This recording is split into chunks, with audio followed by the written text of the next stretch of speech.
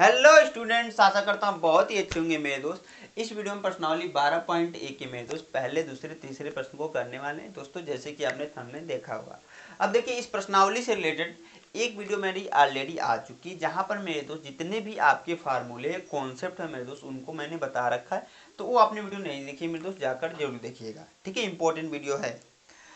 अब यहाँ पर देखिए, पहले प्रश्न को नोट किया मेरे दोस्त, बहुत ही आसान प्रश्न है, बस आपको ध्यान से देखने की जरूरत है। कह रहा है कि एक खिलौने त्रिज्या, ठीक है, कोई खिलौना है मेरे दोस्त जिसकी त्रिज्या दे रखा है 3.5 सेंटीमीटर वाले एक शंकु के आकार का है, ठीक है, शंकु के आकार का है, जो उसी त्रिज्या वाले एक अर्धगोले पर अध्यारोपित है। उसी त्रिज्या वाले एक अर्धगोले पर अध्यारोपित मतलब है मेरे दोस्तों, मतलब उस पर बना हुआ रखा हुआ है। जैसे कि अगर आप गेंद देखो ना, गेंद को अगर बीच से काट दें मेरे दोस्त तो वो अर्धगोला बन जाएगा, ठीक है। क्या बन जाएगा मेरे दोस्त? अर्धगोला बन जाएगा। और उस पर एक शंकु, जो आपने बर्थडे की टोपी देखी होगी, उसको लाकर रख देंगे ना, तो वैसे जब वो दोनों जुड़ने के बाद एक खिलौना बन रहा है, वही कुछ कहा है कंडीशन, और कुछ एक्स्ट्रा नहीं बोला है, ठीक है। इस खिलौने का संपूर्ण ऊंचाई 15.5 सेंटीमीटर और आपका जो अर्ध गोला है, अर्ध गोला है मेरे दोस्त, उसका और जो शंकु है उनका जो मिलाकर ऊंचाई है वो आपका है 15.5 सेंटीमीटर। इस खिलौने का संपूर्ण पृष्ठीय क्षेत्रफल ज्ञात कीजिए मेरे दोस्त। आसान सा है, कैसे ज्ञात करेंगे ध्यान समझिएगा। मैं पहले डायग्राम बनाता है। यह आपका कुछ शंकु हो जा रहा है मेरे दोस्त, ऐसे कुछ शंकु, ठीक है। अब इसी से जुड़ा हुआ अर्धगोला बना लेना हूँ, ठीक है। जो आपका बॉल की, जो क्रिकेट की गेंद होती है ना, उसको बीच से काटने के बाद वो अर्धगोला ही बनेगा, ठीक है। इसकी ऊंचाई जो मेरे दोस्त दे रखा है 15.5 सेंटीमीटर टोटल ऊंचाई, और आपकी जो त्रिज्या दे रखी है मेरे दोस्त, यानी यहाँ से यहाँ तक की जो दूरी कहने दे रखा है 3.5 सेंटीमीटर, ठीक है। तो यहाँ से अगर ऊंचाई निकालें ऐसे शंकु का, तो देखिए यहाँ से यहाँ तक त्रिज्या है गोले की, तो यहाँ से यहाँ तक भी तो त्रिज्या है मेरे दोस्त, क्योंकि आपको पता होगा गोले में त्रिज्या तो समान ही रहेगी, त्रिज्या का मान नहीं चेंज होगा एक गेंद में। तो यहाँ से यहाँ तक की दूरी 3.5 है, तो यहाँ से यहाँ तक की दूरी 3.5। अब यहाँ से यहाँ तक की दूरी ज्ञात करने के लिए आपको पता है, सिंपली हमें क्या करना पड़ेगा, यहाँ पर 15 में से माइनस करना पड़ेगा 3.5। घटाएंगे 5 में से 5 जा 0, दशमलव लगा देंगे मेरे दोस्त, 5 में से 3 जा 2 और 1, यानी कि 12 आ जाएगा टोटल, ठीक है। यह आई होप समझ में आया। तो कुछ ऐसा डायग्राम बनेगा मेरे दोस्त, समझने का प्रयास कीजिएगा। यह ऊपर वाला जो बर्थडे की टोपी है वैसा कुछ है, और नीचे वाला जो क्रिकेट की गेंद अगर काट दी जाए वैसे बन रहा है, ठीक है ना। अब इसी का हमें बताना है मेरे दोस्त, क्या? क्षेत्रफल। बहुत आसान है, आसानी से ज्ञात कर लेंगे मेरे दोस्त। कैसे? ध्यान से देखेंगे, हल करेंगे इसको। यहाँ पर नोट करेंगे, खिलौने का संपूर्ण पृष्ठीय क्षेत्रफल बराबर जो शंकु है ना उसका वक्र पृष्ठीय क्षेत्रफल लगाना पड़ेगा हमें, यानी कि शंकु का वक्र पृष्ठीय क्षेत्रफल प्लस जो ये गोला है इसका भी हमें सेम वही चीज लगाना पड़ेगा, गोले अर्धगोले, ठीक है ना। क्या मेरे दोस्त? क्योंकि आधा ही है ना, तो यहाँ पर बोल देंगे अर्ध गोले का वक्र पृष्ठीय क्षेत्रफल, ठीक है। यही करना पड़ेगा मेरे दोस्त। इस ऊपर वाले भाग को और नीचे वाले भाग का क्षेत्रफल निकाल कर जोड़ देंगे, आराम से आंसर आ ही जाएगा, ठीक है। शंकु का वक्र पृष्ठीय क्षेत्रफल होता है जो मेरे दोस्त, सूत्र जो होता है आपका वह यह होता है कि पाई आर यल होता है, ठीक है, प्लस अर्धगोले का वक्र पृष्ठीय क्षेत्रफल 2 पाई आर स्क्वायर होता है मेरे दोस्त।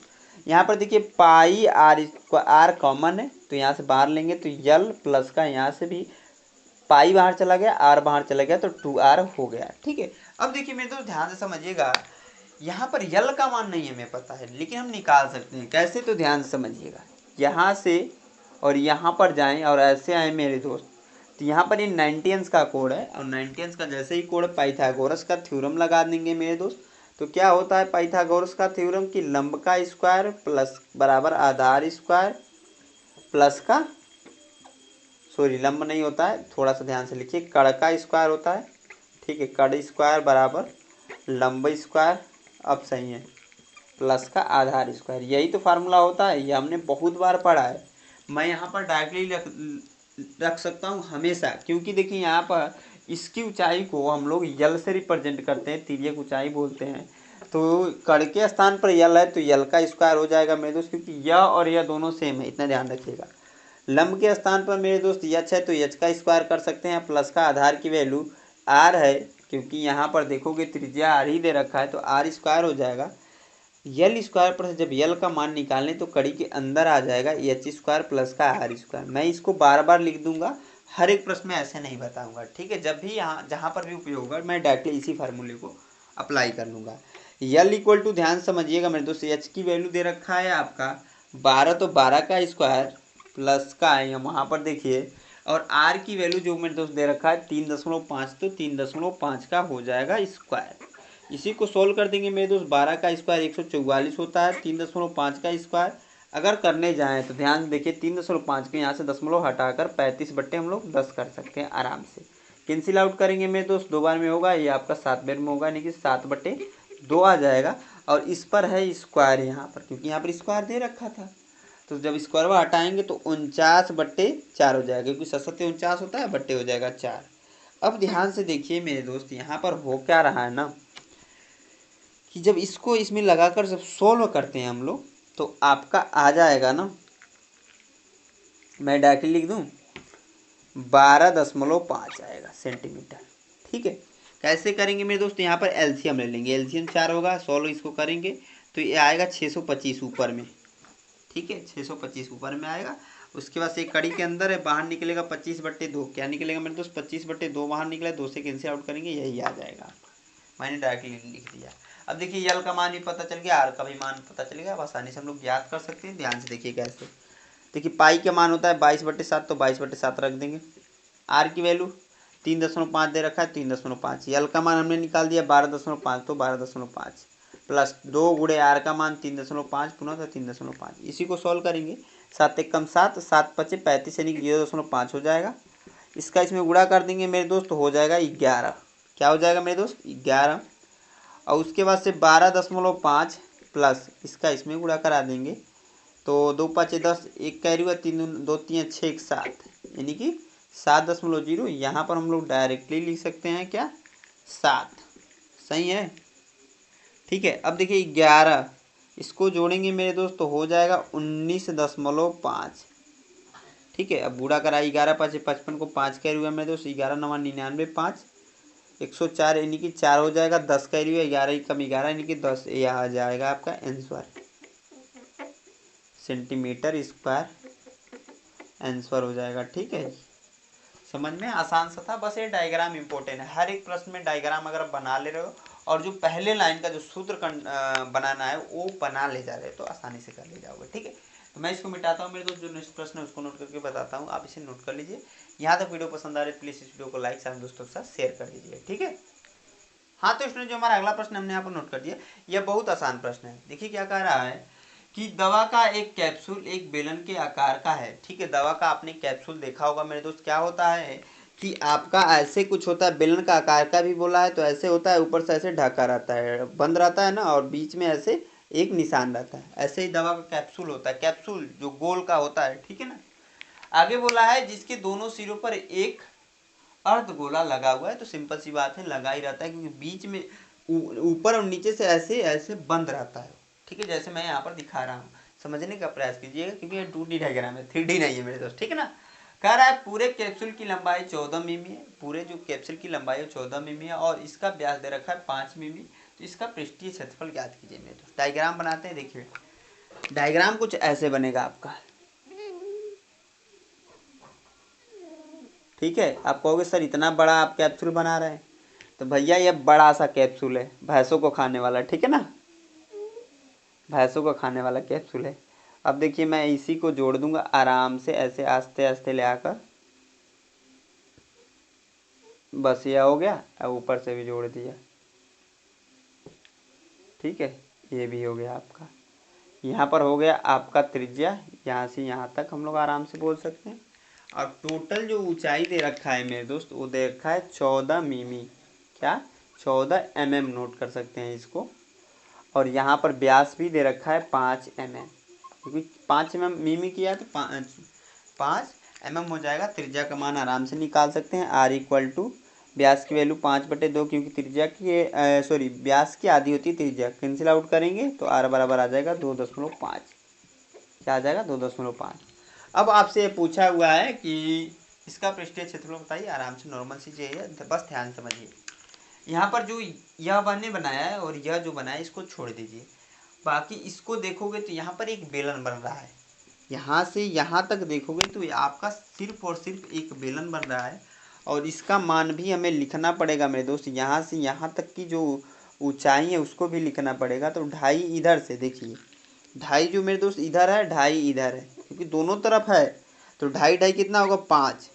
14 में से मेरे दोस्त माइनस कर दे 5 तो आ जाएगा आपका 9।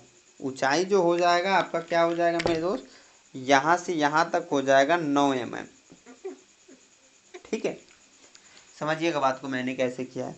यहाँ से यहाँ तक है 2.5, क्योंकि ये भी त्रिज्या ये भी त्रिज्या। यहाँ से यहाँ तक भी 2.5, क्योंकि ये भी त्रिज्या ये भी त्रिज्या ये भी 2.5 ही है। तो इसको और इसको जोड़ देंगे तो हो जाएगा 5 मेरे दोस्त। 2.5 और 2.5 जुड़कर 5 हो गए।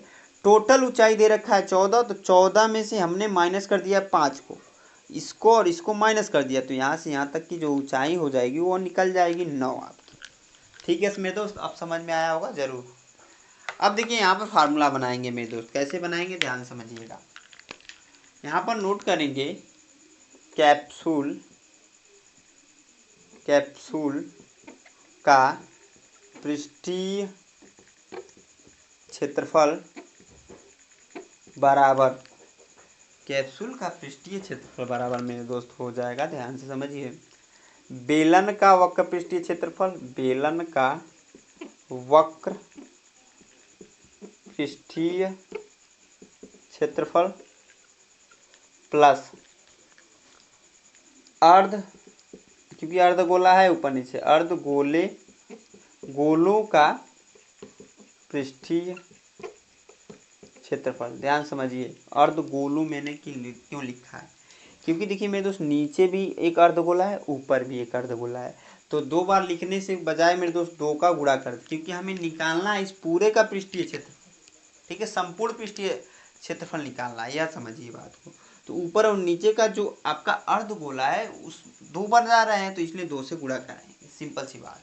अब यहाँ पर कुछ करने की जरूरत नहीं है मेरे दोस्त। बेलन का वक्र पृष्ठीय क्षेत्रफल होता है, आपका जो सूत्र होता है 2πr/h होता है, प्लस के साथ 2 गुणते अर्धगोले का पृष्ठीय क्षेत्रफल होता है मेरे दोस्त आपका πr²,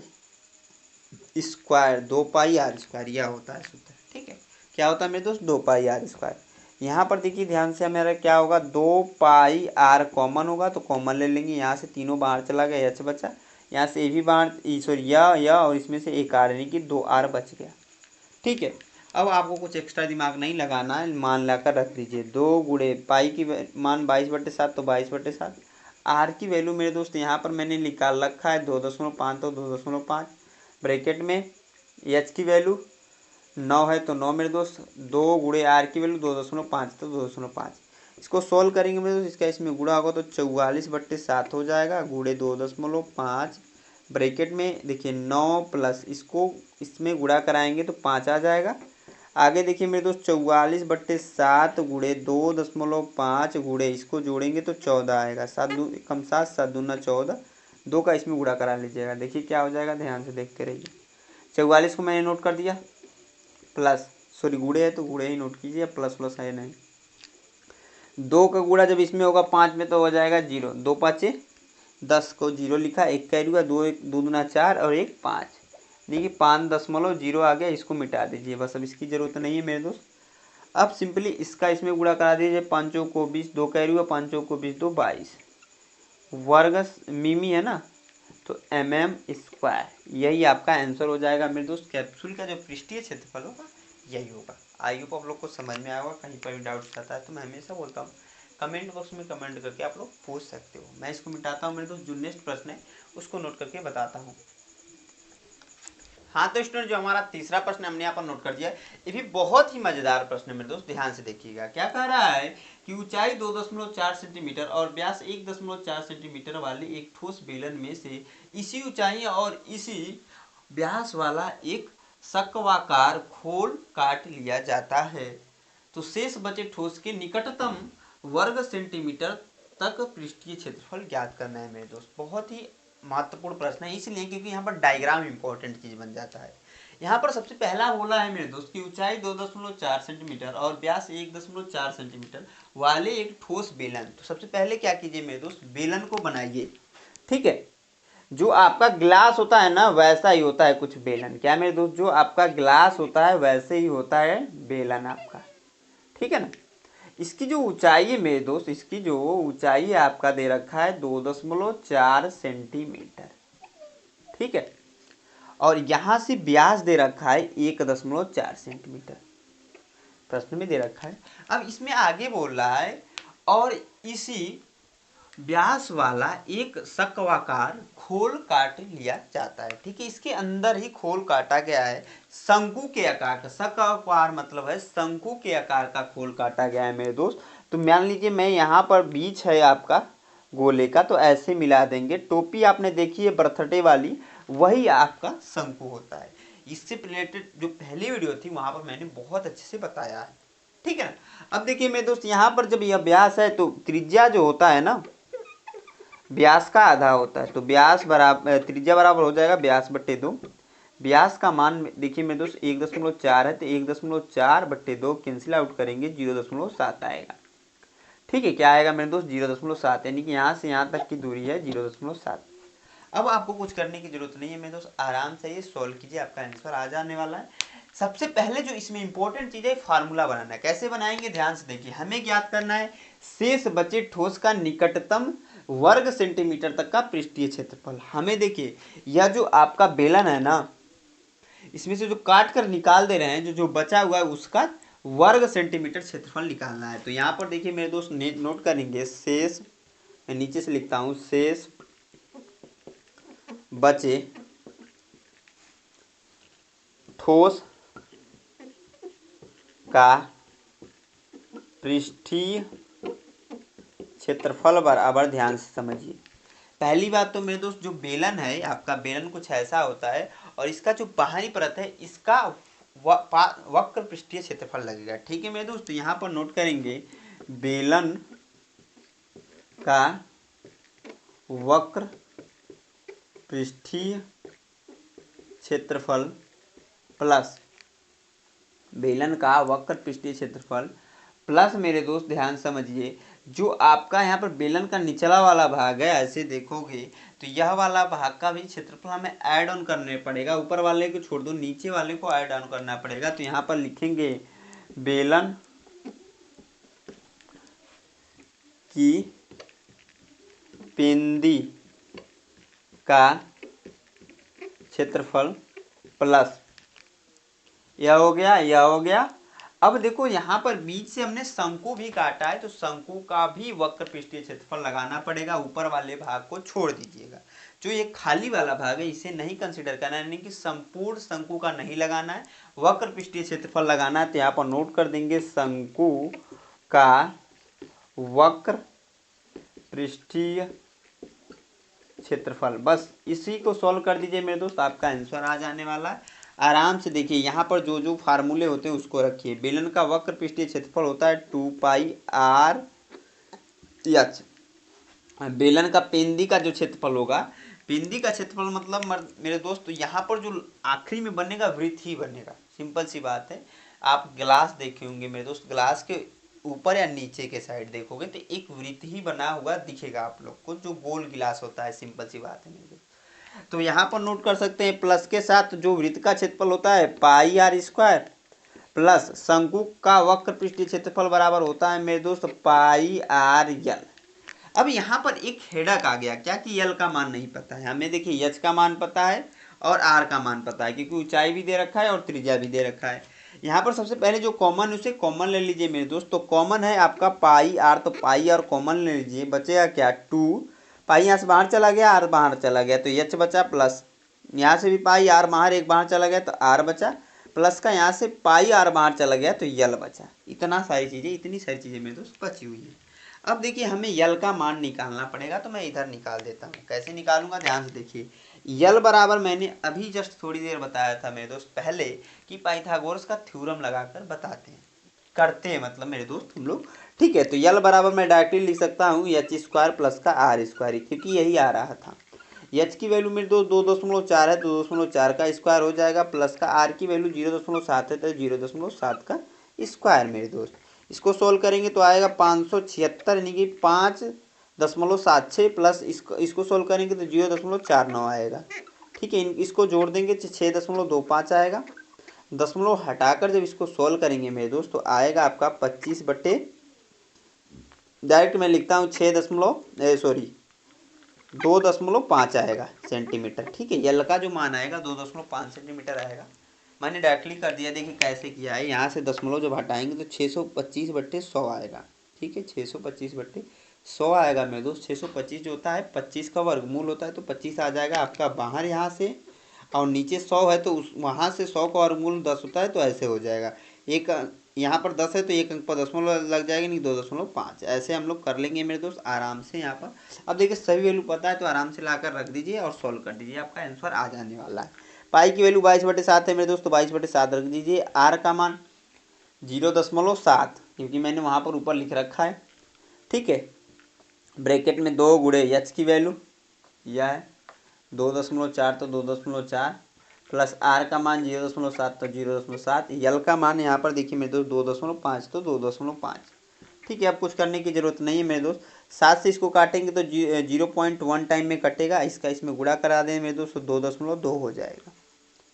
ठीक है मेरे भैया, समझ में इतना आया।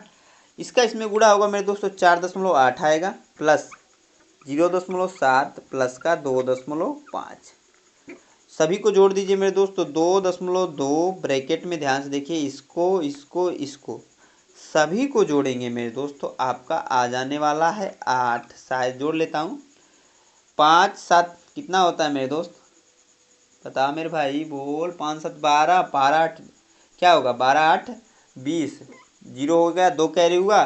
अब देखिए 2 2 4 4 8।